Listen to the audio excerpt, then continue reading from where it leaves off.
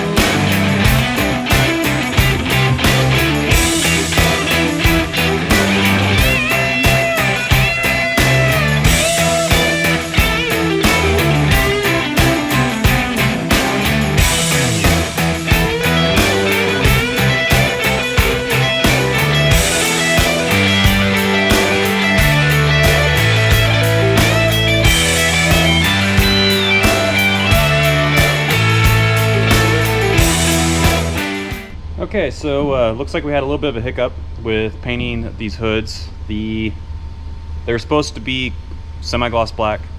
We painted the hoods and let them sit overnight and came back in the next morning, and they were still pretty glossy, like they were just painted. So talked to the paint shop, and sounds like the reason is because they forgot to give us an additive that actually flattens out the color a little bit. So not a big deal. What we did was we went over the paint. You can see the hood here. It's got a little bit of dust on it. It sat out in the shop overnight. But this is, wipe the dust off here. That's what the shine looks like right now. And for under hood compartments, that's not exactly a sheen that we like to see. We do want it semi-gloss, so the paint shop was kind enough to ship us that additive, and we went ahead and Scotch Brighted with a gray Scotch Brite the entire hood. Still have a little bit more to do to get this all done. We're still within the chemical window of painting these hoods. We didn't actually have to scratch them technically, but we like to do that just in case, especially if they sit overnight, get a little bit of dust on them. What we're going to do now is finish scratching it, throw it back in the booth with the now correct semi-gloss sheen, and get these painted.